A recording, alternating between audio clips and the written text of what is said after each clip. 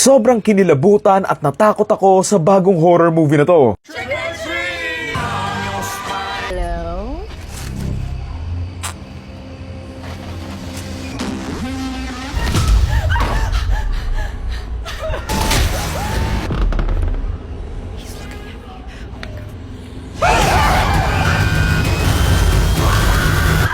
Bilang fan ng found footage films and ng VHS, sobrang nagustuhan ko to and I think this is one of the best franchise nila. Yung mga kalaban, yung mga halimaw, yung mga creatures, or yung mga hindi nga maipaliwanag dito, matatakot ka talaga eh. Sa isang movie, meron sila ditong 6 na magkakaibang kwento during Halloween na yung iba, masuka-suka din talaga ako. So ngayon, isasummarize ko yung bawat kwento and yung una nga ay tungkol sa dalawang magkaibigan during Halloween na nagtitrick or treat nga sila nang pumasok at matrap sila sa loob ng isang bahay. Kung saan, dito nga nila kakailanganing makatakas doon nga sa mga halimaw na gugustuhin silang maging anak nito. Sa pangalawang story, tungkol naman ito sa mga investigador na sasama ng isang suspect na balikan nga yung mga krimen na ginawa niya. Pero sa pag-iimbestiga nila, dito nga nila malalaman ang tunay na nangyari na kikilabot sa kanila. Sa pangatlong kwento, susundan natin dito ang isang grupo ng magkakaibigan na magti-trick or treat nang biglaan nga silang mahigop sa isang balde. Dito na nga sila napunta sa isang tagong lugar kung saan may hahabol nga sa kanilang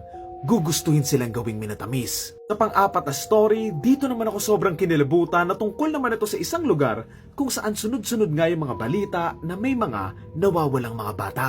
Kaya naman, isang tatay nga ang gumagawa ng paraan para nga maiwasan ito pero ayun lang, hindi niya alam na malapit lang pala sa kanya ang gumagawa nito. Sa panglimang story, tungkol naman ito sa isang pamilya na gumagawa ng haunted house every Halloween. Bilang panghuli na nga nila since aalis na nga rin yung anak nila, dito na nga nila ito binonggahan kung saan sa pagpasok nga ng mga tao dito, ito na rin pala ang huling beses na makikita silang buhay.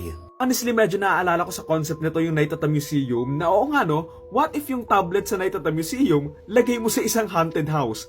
Eh di mabubuhay din yung mga halimaw tsaka mga masasamang tao doon. Okay, pinaka-last which is yung main story na tungkol naman ito sa isang grupo ng mga taong gumagawa ng isang soft drinks na ibebenta nila sa Halloween. Pero ayun lang, hindi lang ito simpleng inumin dahil meron din itong mga laman na dumaan sa maraming eksperimento. Okay, 6 na stories to and kumpara mo doon sa mga nakaraang VHS movies, parang ito na yung halos lahat maganda and walang tapon. Natakot ako doon sa malaking sanggol, natakot ako doon sa machine na gumagawa nga ng candy, doon sa sinapian nga si Enric, tapos napunta sila sa Kisame, yung sa mga tapes nga ng mga bata, and doon sa haunted house na nabuhay nga yung mga nakadisplay. Like legit walang halong biro, kagabi ko lang to pinanood and sobrang kinilabutan ako. Kasi ang realistic ng pagkakagawa nga nila doon sa ilang story, like yung sa kid print, alam mo yon, pwede talaga siyang mangyari sa totoong buhay eh. Lalo na nang pinakita yung ginawa doon sa mga bata, yung itsura ko talaga parang naging pag eh, sa sobrang nakalukot. Tapos dagdag mo pa nga yung sino na pagbintangan pa yung tatay, natutulong lang naman din siya sana. Siguro ang pinaka hindi ko nagustuhan sa lahat kung kailangan ko talagang mamili,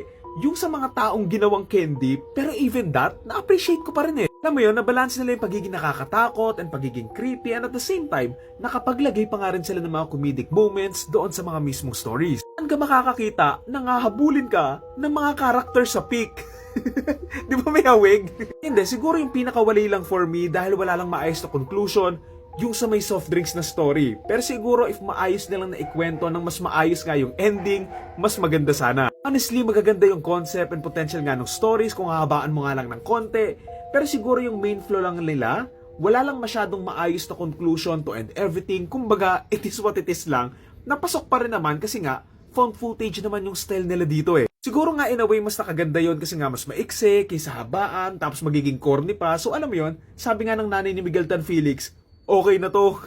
Ayun, hindi ko lang talagang in-expect na magugustuhan ko to kasi kadalasan 1 out of 3 lang yung maganda pero this time, halos lahat magaganda talaga yung kwento. Kumbaga hindi man sobrang tight ng writing nga ng stories, it's enough naman na mag-e-enjoy ka and matatakot ka rin ng sobra at the same time. So yan, again, ang title na to ay VHS Halloween and ang torta rating ko for this ay 7.5 or 8 out of 10.